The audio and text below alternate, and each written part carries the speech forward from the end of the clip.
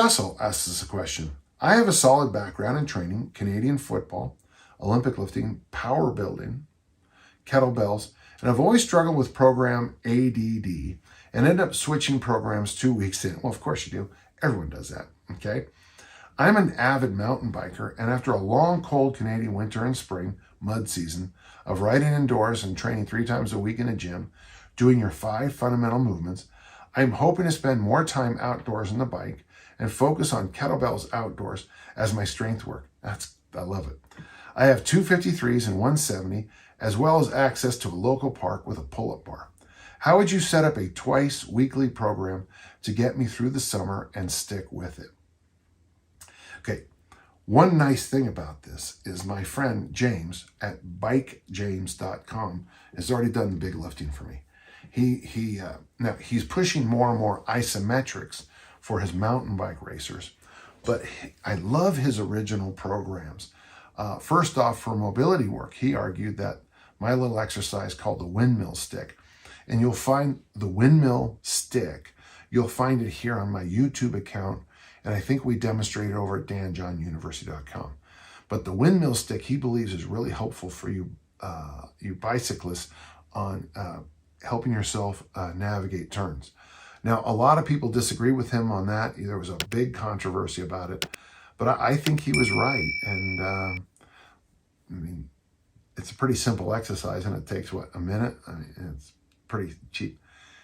I would recommend for you a very basic hardstyle kettlebell program.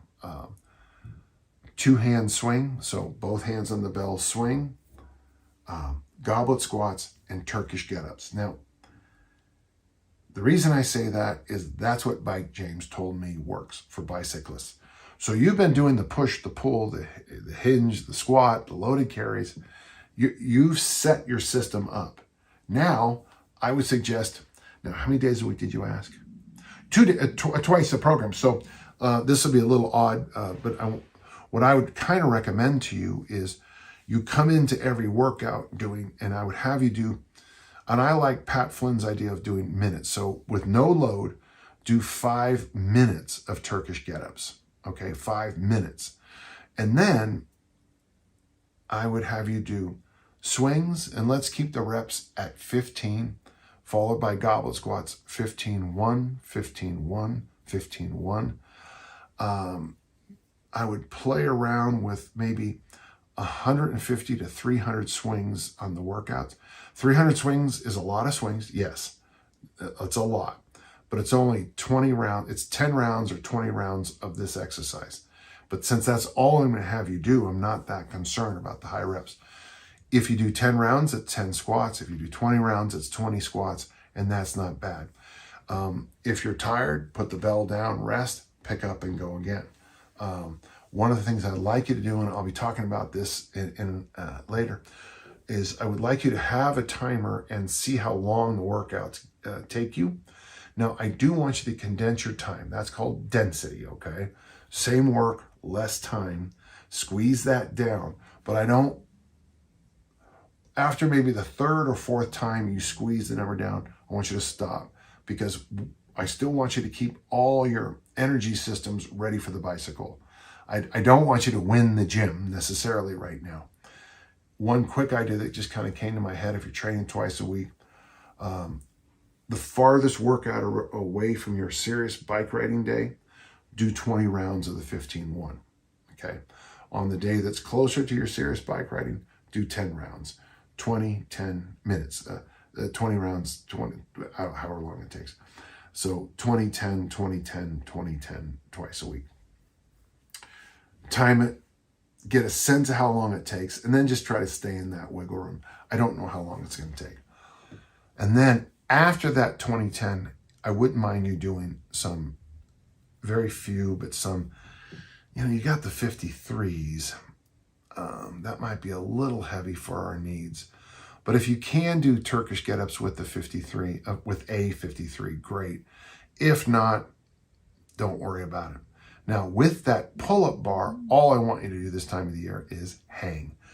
I don't mind all your qualities in all the other areas.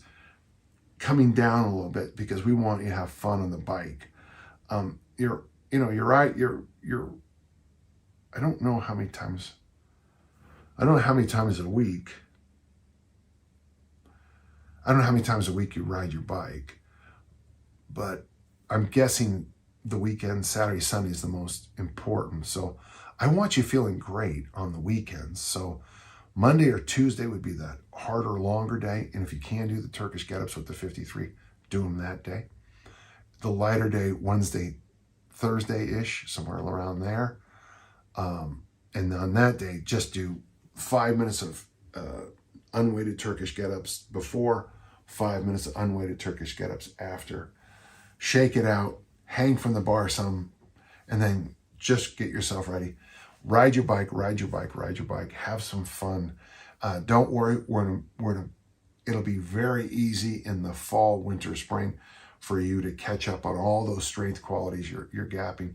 I just want you to stay kind of in shape, happy, ready to go, because the most important thing is always keep enjoying the thing that you enjoy the most.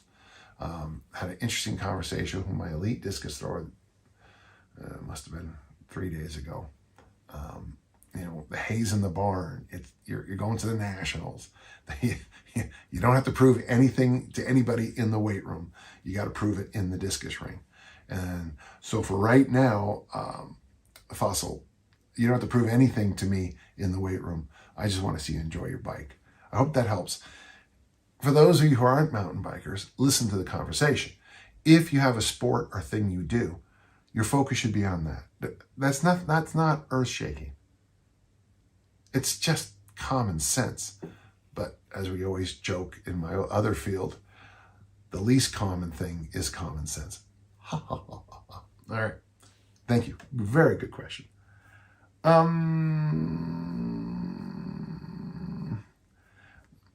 Question from Dan, beautiful name.